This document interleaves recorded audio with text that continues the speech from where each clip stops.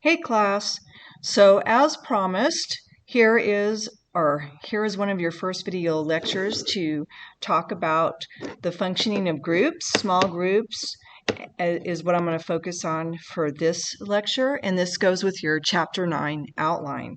So why do we even do this? Why do we care about small group communication? Probably a lot of you have had the experience when you do have to do a group project, maybe back in high school or even for some of your other college projects. It's the dreaded group project sometimes because sometimes you run into problems where two people in the group of five are the ones doing all the work. Sometimes it's a difference in expectations. Two people in the group want the A, another person in the group wants a B, and I don't know, the other three people would be satisfied with a C. And so that's one of the things that you have to do too when you're on a team is to make sure you establish all of those expectations. The definition of a small group is a small number of people, and it needs to be more than two, which is a dyad. A small number of people working actively towards a goal. You can't just have the goal. You have to be actively working towards it. And one of the statistics in here off the outline was 70% of companies use some form of teams or groups to solve problems, to increase productivity, to work on projects. I can't tell you how much research there is in this area of organizational research because the productivity of small groups is so crucial. And so I'll just kind of follow the outline a little bit here. So why do this? What is the benefit to the organization? Well, when you work in teams and you're trying to decide on policies or different courses of action to take, when you've collaborated and everyone has reached consensus, and this is important too, is there a consensus in the group? That is, the group agrees with the decision that's made, then you have less resistance to change. Okay, because everybody, the decision's not just coming top down from the boss or the CEO. Everyone has gotten a chance to kind of give their input, right? So you've come together and participated theoretically in the decision making. So resistance to change is reduced. Decisions are oftentimes better because you've incorporated different viewpoints. It's not just one person's. So that's another thing. Personal satisfaction and morale are higher because, again, you're interacting with people, you feel like you're participating, you're contributing to your team, you're a part of something in the organization. And so, and again, you have a stake. You have a stake in the decision making. Hostility and aggression are also reduced because, again, people have been able to put in their input. Productivity typically increases, and responsibility is diffused. This is one of my favorite ones. So say you've gotten into your team at work or your group, and you have gone through the group problem-solving process, you've discussed everything else, and you've reached a decision, but the decision you've reached is not a popular one. It's the decision that needs to happen for the good of the organization, right? But it's not going to be popular. So say you figure out that, the only way we're going to be able to maintain our business or maintain our company and keep surviving is if we lay off this number of workers, right? Well, of course, the workers who are being laid off are not going to be happy. But if that decision has been made by a team or a group, then the workers just can't come and attack you. Lisa, I can't believe you did that. How can you do that to us? You're firing us. What about our families? You're depriving us of our livelihood.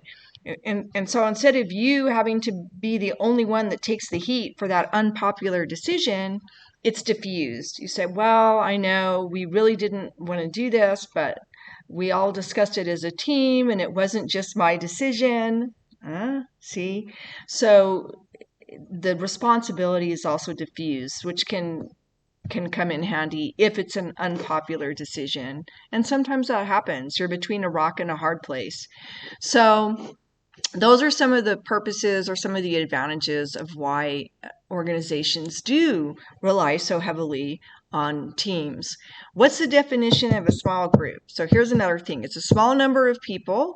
A group with fewer than 3 people you can't supply enough data or different viewpoints. Groups with more than 8 people, it's just too much. You can't effectively discuss. Some people aren't going to participate at all. It's too unwieldy. What research has indicated is the most effective or the most productive size of a group is 5, okay, is 5 people. It's large enough to gather information from different perspectives from the 5 different people, but it's also small enough, right, that everyone gets to participate. Everyone gets to participate, and you can share the workload. And also, because it's an uneven number, in case consensus is not reached and you have to take a vote, it avoids ties. So that's another reason.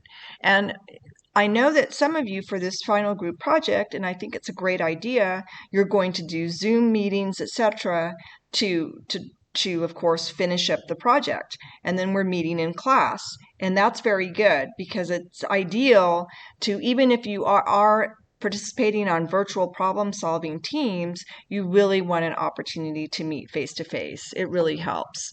And of course, virtual meetings are difficult because there's not instant feedback, and a lot of times you can't see the nonverbal cues, right?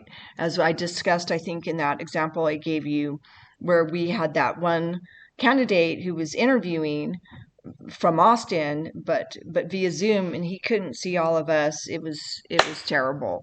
So you sometimes that doesn't. It says also here, video teleconferencing is preferable because it does add the nonverbal element and, of course, the feedback, but it doesn't always, because you can't see everybody there. So keep that in mind.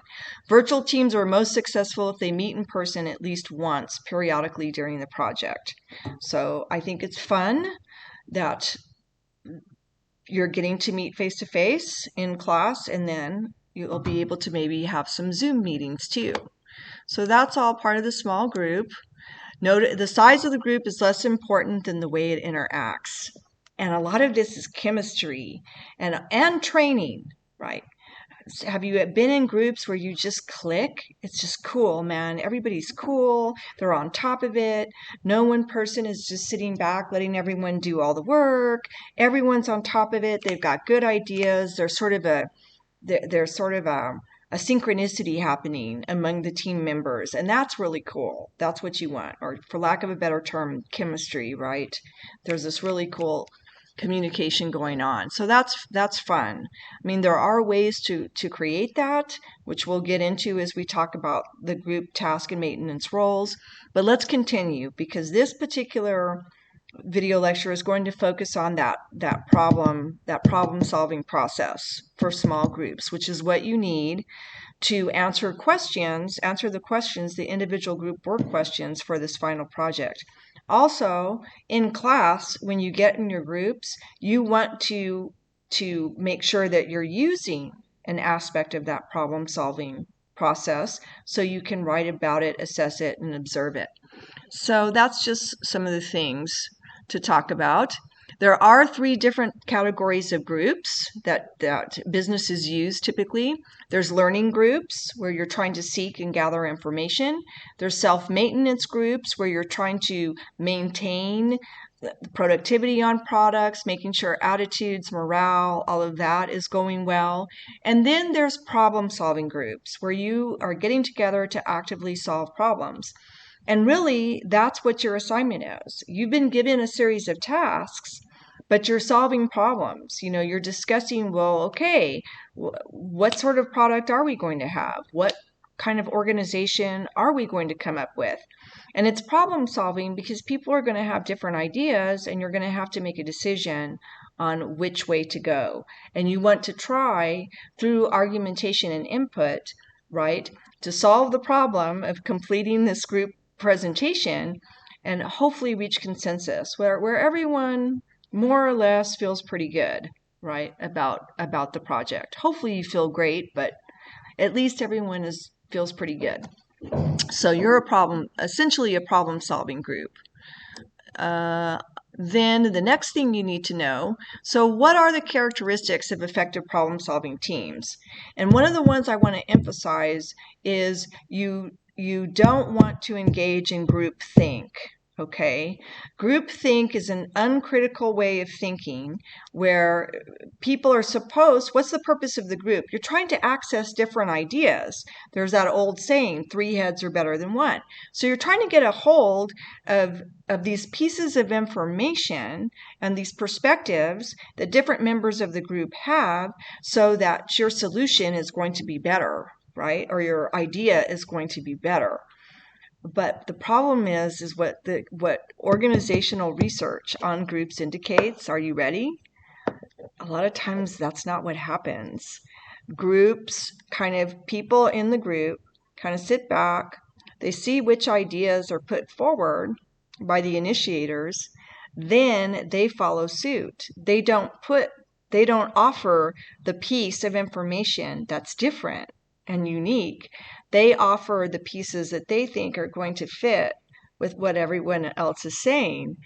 And it sort of defeats the whole purpose of a group. That very puzzle piece that you might need, that very different original puzzle piece that's going to make that project or make that decision really cool, really original, really creative, the individual people in the group keep to themselves. And so that's sort of an aspect of groupthink, and it's really interesting. And so you want to try to know, okay, this piece may not quite fit, but I'm going to offer it anyway. And so you have to sort of overcome that impulse to just sort of go along with what everyone else is saying, especially if you have a unique idea. And so what? Maybe it gets shot down, but you at least offered it. It at least got out there for consideration. So you avoid groupthink. Groupthink is an uncritical way of thinking. Everyone just sort of goes along. They don't really care. You don't examine the pros and cons of some of the decisions that you're making. So you don't want to do that because another type of groupthink, one person, you have a dominant communicator in the group, the dominant one, and they take control and they just shut everyone else down. And then everyone just says, oh, well, this person's going to do it their way. Let's just go along with it. And it's like, no, there's an old play that you may or may not be familiar with. I don't know if you ever came across it in any of your high school literature classes, but it was called 12 Angry Men. And that was when juries were indeed men. It's since been changed to 12 Angry Men and Women, but basically a young boy's life is on the line because it's a capital crime. And the setup of the play is that it's hot. The jury's tired, and they want to go home. And so the foreman of that jury is a dominant communicator. So they hear all the evidence, the jury retires, and they are there, and the foreman basically just says, hey man, we all know this kid's guilty. Let's vote and go home. It's hot, we're tired, let's get home to our wives, because it was written back in that day. Anyway, so yeah, they go through and they're going to vote and they're going to convict this kid and he's going to be killed. It's a capital crime, except for one juror. One juror does not engage in groupthink, and he says, wait a minute, we can't do this. A young boy's life is on the line. We have to go through and look at this evidence. We have to consider all these arguments. And of course, the foreman's not too happy and people aren't too happy, but that one juror makes them critically evaluate the evidence. And if I'm remembering correctly, they actually reversed. They all wanted to vote guilty at the beginning, but because this one juror makes them go back and really examine that evidence, which is primarily circumstantial, they actually change their vote. So you want to avoid groupthink. Effective teams are organized. Okay, you meet. You typically have an agenda. What are the tasks that we're trying to get done today? What are the tasks we have to get done today? Effective groups do not avoid conflict. Isn't it interesting that this says here, angry members are more likely to be active in interactions? If something's upset you or you really think this idea is a good one, or this problem should not be ignored, then hello, you need to put your idea out there. So that's something else to think about. Effective teams are not rigid, overly rigid. A lot of times there's a round table. You go around and have a round table discussion. So, and you're organized. Don't forget that agenda. Effective teams do receive training. That helps. So these are all some characteristics of effective teams. Effective teams question, examine, and evaluate assumptions and opinions and feel rewarded when new ideas are generated by the group interaction. Because after all, that's exciting. If everyone's just sitting around, yeah, let's just do that. Yeah, that sounds good. And one person's doing their homework. It's defeated the whole purpose of the group until that one person has that light bulb. Why don't we do this? Or the magic phrase, what if we do this? And it's like, oh yeah, that's going to make it so cool and not boring. So there you go. So what are some things you can do to avoid groupthink? You challenge shared stereotypes. You look at the pros and cons. There's a list here, but one of the ways you can avoid groupthink is to use the problem-solving procedure. So I'm going to jump down here because this is what you're going to have to apply. It's called the basic problem-solving procedure. And so here you are in your group. Maybe you've already divided up some of the tasks, but again, what are some of the decisions you have to make? What's your organization going to be called? What's its mission statement? What's its slogan? What's the philosophy? What's the culture of your organization like?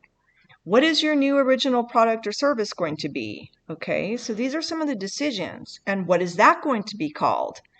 So you've got a number of decisions, and I can see where people generate different ideas, and you're going to have to decide which one is the best one. Or, how are we going to do this? Once you even get those things decided, then it's how are we going to present this? How are we going to demonstrate it? So you have a number of decisions to make. So what do? The first step is you define the problem, which sounds basic, but you'd be surprised how often that step is skipped. This next step is to research and analyze the problem. Okay, so is there any research that you need? You list all the topics that must be researched. So for the research and data, because some of the things you may not know. Step 3, you establish a checklist of criteria, and this is very important. What must we have for this project? Okay, for an A project, what must we have? And so there's 2 different types of criteria. You have tasks. What tasks do we have to complete? And then that's what you all have. And then criteria can be divided into what must we have, what's required, and then, but what do we want? Wouldn't it be fun to have a demonstration? Or wouldn't it be cool if we could have a commercial? And that might be want. Okay. And so you have to prioritize. Then step 4 is you list possible alternatives. Well, our organization could be called this. Or, well, our product or service could be this. And then you can argue based on your criteria, which is basically I gave it to you, what you must have for the assignment. How are we have this much time, maybe we should do this. What are the pros of doing this product or organization? What are the cons given the time we have the assignment, etc. Okay, so you can do that. Then you can brainstorm, right? You brainstorm for all the different alternatives that you could do. Don't censor anyone. Let everyone input. What if we do this product? What if we do that? Then you don't, and at that point when you're brainstorming, you don't judge those. So instead, that's step 5. You evaluate each alternative. And again, class, this is on your outline, but I'm going through it to try to give you examples. So then, all right, we've nailed this down to these 2 products. So what are the pros and cons? What if we do this? What's that going to look like? Or what if we do that? What's this going to look like? So evaluate it. What are the strengths and weaknesses of that product or service versus the other product or service that someone else might have suggested? So you want to keep doing that. And then finally, through argumentation, through group discussion, through looking at your criteria, okay, that sounds nice, but wow, we've got to have this done by a week from Thursday. I don't think that we're going to be able to do that. Why don't we modify it and do this? Then you select step 6, you select the best alternative or alternatives. Okay, so this is what I'm asking for when I said, please discuss how your group used one of the steps of the problem-solving process. Now, I'm going to give you another example of this. So say, just pretend, let's do another court example. Okay, this is just a situation. So you're on a jury and you have to decide who gets custody of the children. It's a divorce case. And you have to decide whether the father gets custody or whether the mother gets custody. Okay. Father has a drinking problem. That's all it says. Doesn't say he's an alcoholic. Has a drinking problem. And yes, he's seen a few women. Okay. But mom doesn't have a job. She's been a stay-at-home mom, doesn't have a job. In fact, doesn't have a college degree. Okay. So I'm just going to make this real basic. So there you are, and you've heard the different arguments, and now you're here in the jury, and you have to decide who should get custody of those kids, mom or dad. So step 1, define the problem. What do we have to do? How serious is this problem, right? What kind of an impact is this decision going to have? Well, in this case, who are those children going to be better off with? Who is the better custodian, the mom or the dad, for these children? How serious is this? What's the impact? It's going to impact these 2 kids' lives forever in ways that are even hard to predict. So this is serious, right? So who is the better parent? What is best for these children would be some aspect of this problem, right? We have to decide who gets custody of these kids, the mom or the dad. Now you research. Maybe you research precedents. In other divorce cases, who has the kid gone to? What are the precedents? So you research the problem. What does the law say, right? What does the law say about custody? Okay, so maybe you've got to research a few things you don't know enough. You gather the information. Now, step 3, you establish your checklist of criteria.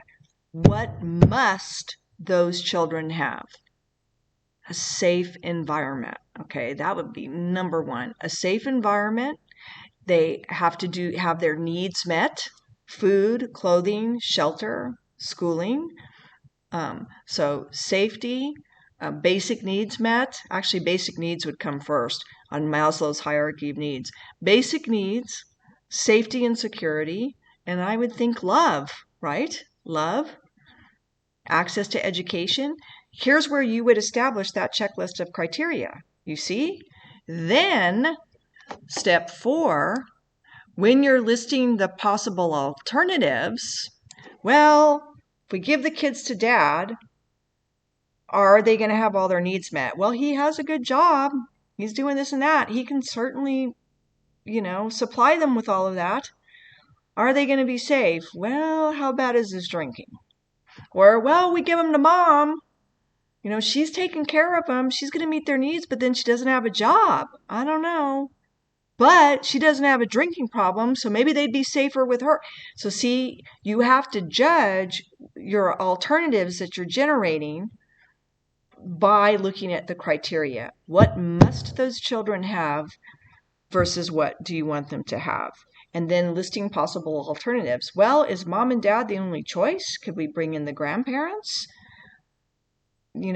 But does the court of law say we have to absolutely award them to one or the other? Again, it's all according to the criteria you've established. So you're listing and brainstorming the possible alternatives. Then step 5, you're evaluating each one according to that criteria, arguing, discussing who's going to be better, the better parent, where, how are those kids going to be better off? And then finally, you select the best alternative. Okay. And hopefully you reach consensus, which is what typically happens in a jury. If you don't, it's a hung jury and we start all over again. So do you see, I'm just giving you sort of that basic example to kind of show you how it would work. In your case, you're making decisions that apply to your final project. So that's what I mean by the basic problem solving procedure. And if you ever do get in a group, this is one of the things you can use to help guide you. Okay, so that's that. This is chapter 9, small group, basic problem solving procedure. Oh, and I may have told you this already. The more diverse a group's background is, culturally, racially, through gender, the more creative solutions come out of those groups because they're probably going to avoid groupthink. You don't let one cultural perspective dominate. So you get all these new perspectives because cultures don't solve problems in the same way. Different cultures solve problems differently. So you would have access to that in a more diverse group, and the research bears that out. More creative, unique, cool solutions come out of groups that are more diverse. So there you go. Live long and prosper.